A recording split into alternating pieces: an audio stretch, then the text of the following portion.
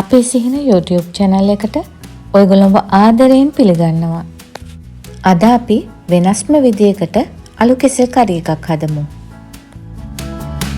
අලු කෙසෙල් වලින් හදන මේ කරි එක හරිම රසයි. හැමදාම එකම විදියට අලු කෙසෙල් හදන්නේ නැතුව මේ විදියටත් හදලා බලන්නකෝ. කාටවත් කියන්න බෑ මේ අලු කෙසෙල් කියලා. ඒ තරමටම රස කරි එකක්. එහෙනම් අපි බලමු මේ වගේ රසම රස අලු කෙසෙල් කරි එකක් හදන්න අපිට මොනවද අවශ්‍ය කරන්නේ කියලා.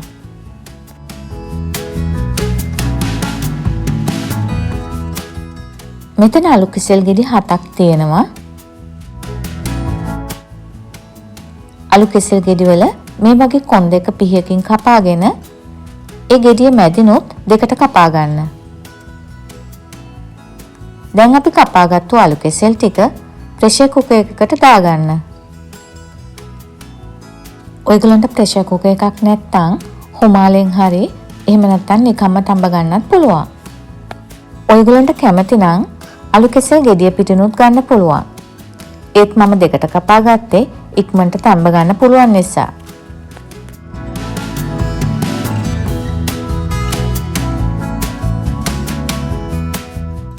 දැන් මේ අලු කෙසෙල් ටික තැම්බෙන්න වතුර එකතු කරගන්න. අලු කෙසෙල් ටික වැහෙන ගානට වතුර දාගත්තම ඇති. දැන් ප්‍රෙෂර් කුකර් එක වහලා මිනිත්තු 3ක් විතර තඹ ගන්න. විනාඩි 3කට විතර පස්සේ ලිප ඕෆ් කරලා වාෂ්ප ටික යනකම් ඉන්න. වාෂ්ප ටික ගියාට පස්සේ ප්‍රෙෂර් කුකර් එක අරගන්න. මම දැන් අලු කෙසෙල් කෑල්ලක් අරන් පෙන්නන්නම්. මේ බලන්න. දැන් මේ විදියට පිහියකින් ඇනලා බැලුවම හොඳට සොෆ්ට් එකට පිහිය ඇතුළට යනවා නම් හොඳට තැම්බිලා.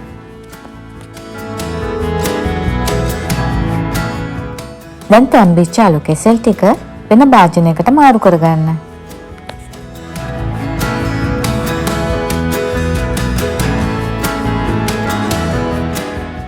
අලු කෙසෙල් ටික හරියම රස්නේ. මම චොපින් බෝඩ් එකකට දාගත්ත පොඩ්ඩක් කෝල් වෙන්න. අලු කෙසෙල් වල රස්නේ ටිකක් ගියාම මේ ලෙල්ල අයින් කරගන්න.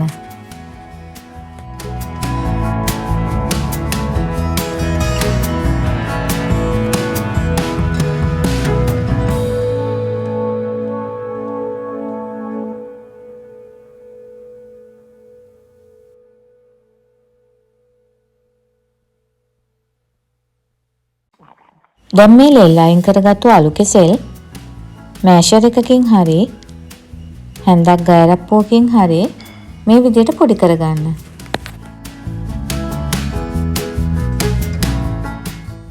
අලු කෙසෙල් ටික පොඩි කරගත්තම මේ වගේ තමයි තියෙන්න ඕනේ. දැන් ඔයගොල්ලන්ගේ රස අනුව ලුණු එකතු කරගන්න. මම තේ හැඳි භාගයක් විතර එකතු කරගත්තා. දැන් ගරම් මසාලා තේ හැඳි කාලක්. ගරම් මසාලා ඔයගොල්ලෝ ළඟ නැත්තම් 3-5 කුරු තේ හැඳි කාලක් එකතු කරගන්න. මිරිස් කුරු තේ හැඳි භාගයක්.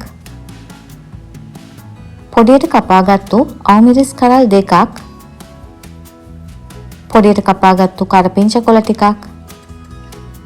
පොඩියට කපාගත්තු ඉඟුරු තේ හැඳි භාගයක් එකතු කරගන්න. දැන් මේ ටික හොඳට මිශ්‍ර කරගන්න.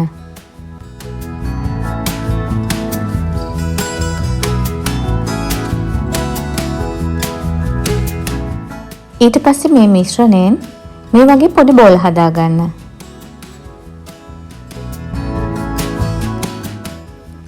ඔයගොල්ලන්ගේ මිශ්‍රණයේ තෙත ගතිය වැඩි වෙලා මේ බෝල හදාගන්න අමාරු වුණොත් කඩල පිටි ටිකක් එහෙම නැත්නම් කෝන් පිටි ටිකක් එකතු කරලා මේ බෝල ටික හදාගන්න. මට මේ වගේ බෝල 8ක් හදාගන්න පුළුවන් වුණා. දැන් මේ අලු කෙසෙල් බෝල ටික අපි බෙද ගන්න ඕනේ. ඔක්කොම ටික එක සැරේ බෙද ගන්න පුළුවන් නිසා මම පැතලි භාජනයක් තමයි අරගත්තේ. දැන් මේ ටික බෙද ගන්න අවශ්‍ය ප්‍රමාණයට තෙල් එකතු කරගෙන ඒ තෙල් ටික රත් වුණාම අපේ අලු කෙසෙල් බෝල ටික තෙල් එකට දාලා පරිස්සමෙන් බෙද ගන්න.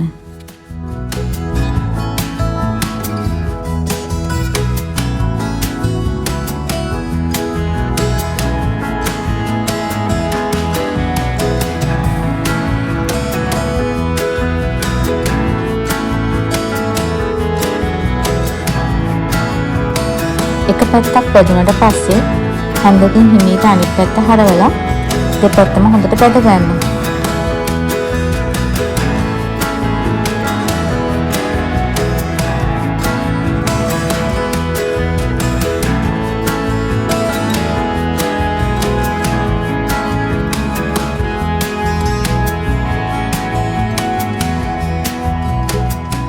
වැඩි වෙලාවක් බැද ගන්න ඕනේ නැහැ. මේ වගේ රන්වන් පාට වුණාම ඇති.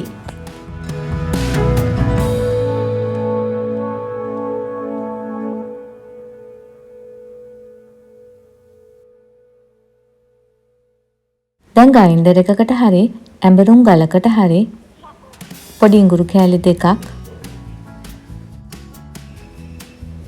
කජු 7ක් 8ක් විතර කජු නැත්තම් ඒ වෙනුවට රට කජු ටිකක් කඩල ටිකක් එකතු කරගන්න. අමු මිරිස් කරලක් කරපිංච කොළ ටිකක්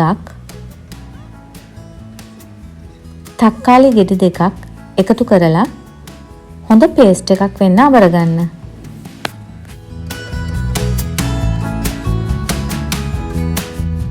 මේ තියෙන්නේ අපි අඹරගත්තු පේස්ට් එක. දැන් අපි අලු කෙසෙල් කරි එක හදමු. දැන් භාජනයක් ලිපේ තියලා ඒකට තෙල් මේස හැන්දක් විතර එකතු කරගන්න.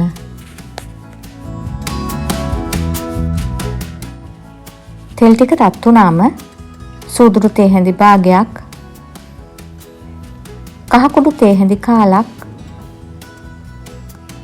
මිරිස් කුඩු තේ හැන්දක්, ගරම් මසාලා කුඩු තේ හැඳි භාගයක්. ඔයගොල්ලන්ට ගරම් මසාලා නැත්තම් අමු 3-5 කුඩු ටිකක් එක්ක කරද මුංගු කෑල්ලක්, කරාබු නැට්ටක් හොඳට කුඩු කරලා ඒකෙන් ටිකක් එකතු කරගන්න.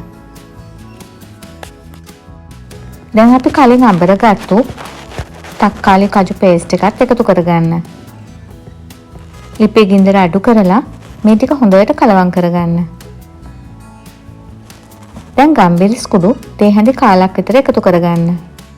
දැන් මේ ටික හොඳට කුක් වෙලා තියෙන්නේ. වතුර ගතිය නැති වෙලා ඔක්කොම එකට එකතු වෙලා තියෙනවා. ඔයගොල්ලන්ට පේනවා ඇති. මේ වෙලාවේදී වතුර කෝප්ප 3 කාලක් විතර එකතු කරගන්න. දැන් ඔයගොල්ලන්ගේ රස අනුව ලුණු එකතු කරගන්න. මම තේ හැඳි භාගයක් විතර එකතු කරා.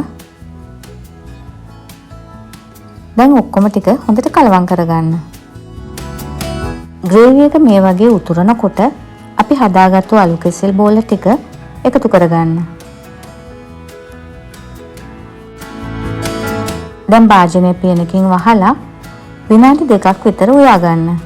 විනාඩි 2කට විතර පස්සේ පියන ඇරලා ග්‍රේවි එක අලු කෙසෙල් බෝලවල දැවටෙන්න හොඳට මිශ්‍ර කරගන්න.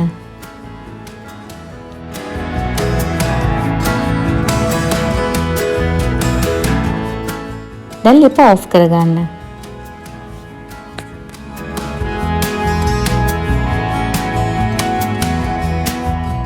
දැන් මේ අලු කෙසෙල් කරිය වෙන භාජනයකට මාරු කරගන්න.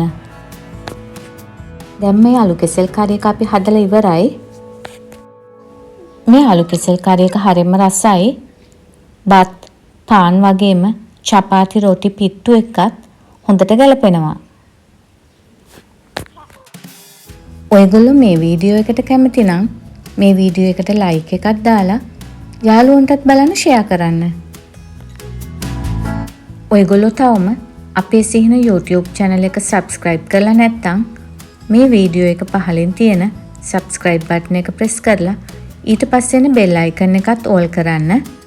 එතකොට මගේ වීඩියෝ එකක් දාපු ගමන්ම ඔයගොල්ලන්ට බලන්න පුළුවන් වෙයි. එහෙමනම් තවත් අලුත් දවසක තවත් අලුත් රෙසිපි එකකින් අපි හම්බ වෙමු. මේ වීඩියෝ එක බලපු ඔයගොල්ලෝ හැමෝටම ගොඩාක් ස්තුතියි.